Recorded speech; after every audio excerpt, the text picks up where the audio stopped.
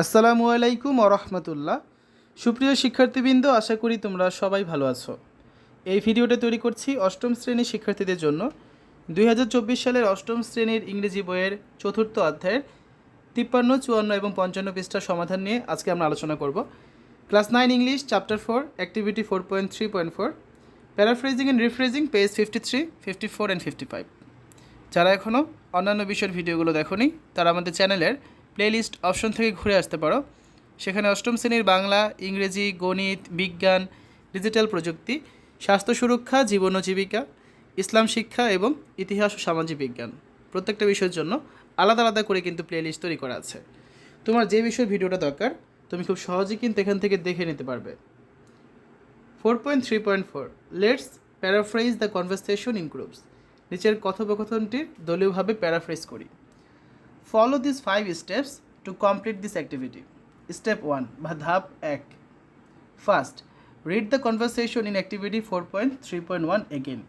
প্রথমত অ্যাক্টিভিটি 4.3.1 আবার তোমাদের পড়তে বলা হয়েছে, তো তোমরা পড়ে নিবে। Then list all the ideas and information you want to tell in your way by using the paraphrasing technique. এরপর প্যারাফ্রেজিং কৌশল ব্যবহার করে তুমি যেসব ধারণা এবং তথ্য তোমার মতো করে বলতে চাও সেগুলো একটা তালিকা তৈরি করো। Next, share it with the whole class. তারপর পুরো ক্লাসের সাথে এটা শেয়ার করো।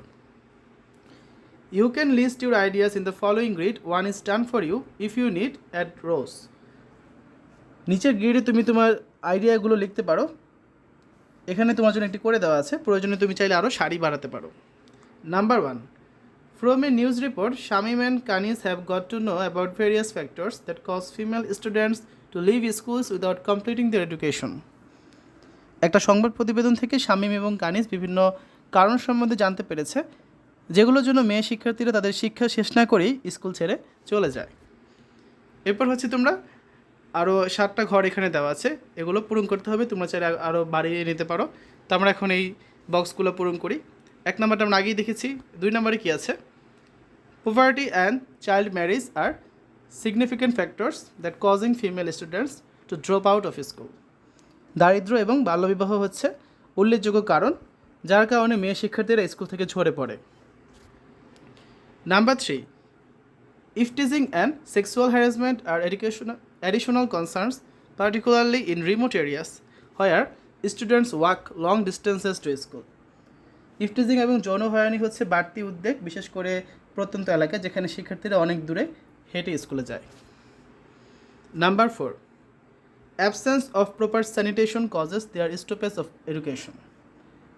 পর্যাপ্ত পয়ঃনিষ্কাশন ব্যবস্থার অপর্যাপ্ততার অভাবে তাদের হচ্ছে পড়াশোনা থমকে যায়। Number 5, lack of safe drinking water and hygiene are unfortunately the reason of drop out in remote areas. পরিষ্কার পানি অভাবে হচ্ছে এখানে অনেক শিক্ষার্থীদের পড়াশোনা কিন্তু থমকে যেতে পারে, তারা ঝরে পড়ে বেশিরভাগকে প্রত্যন্ত অঞ্চলে। Number 6, no supply of clean water, soap and toilet facilities to maintain personal hygiene are the reason of interruptions in study in some places.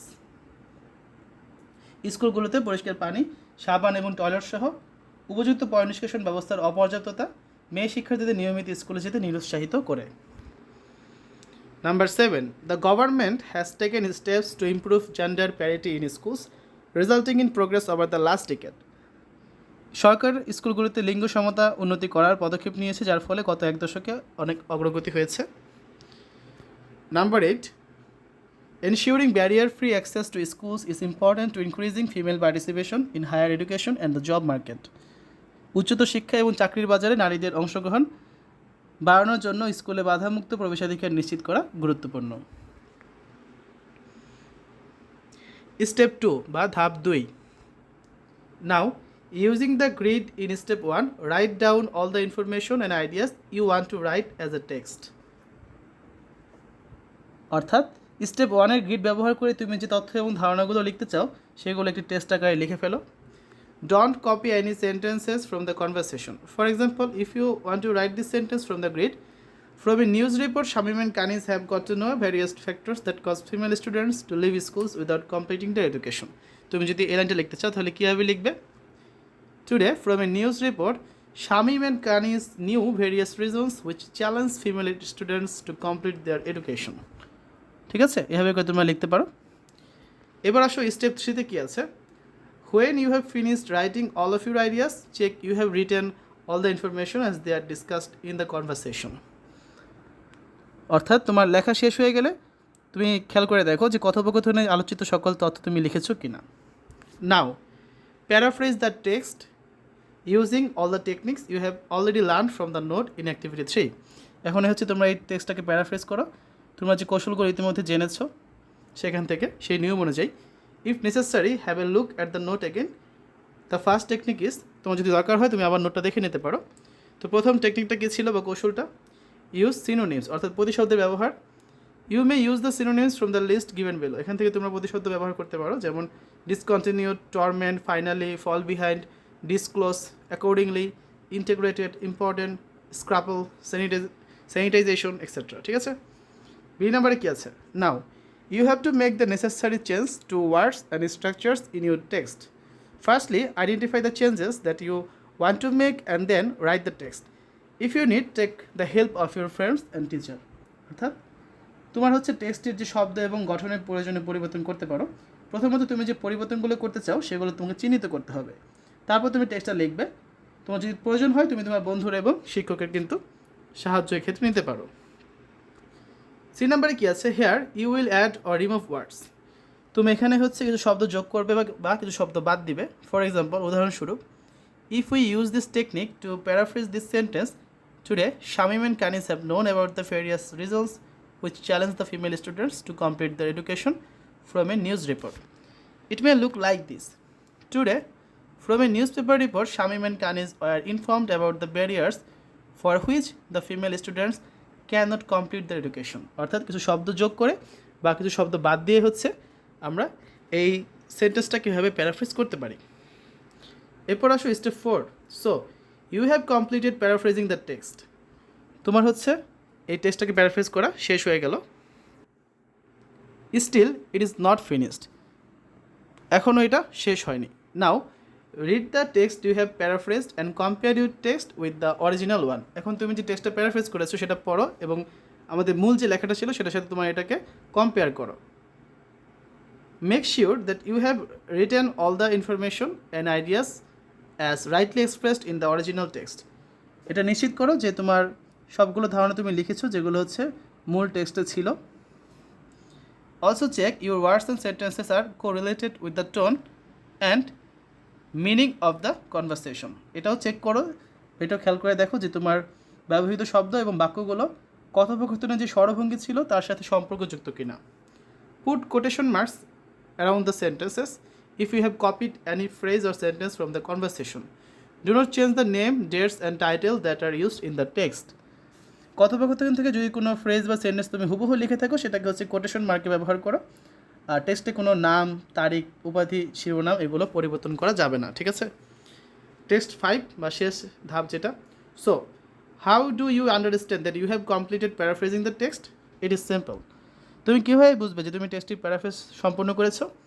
এটা খুবই সহজ।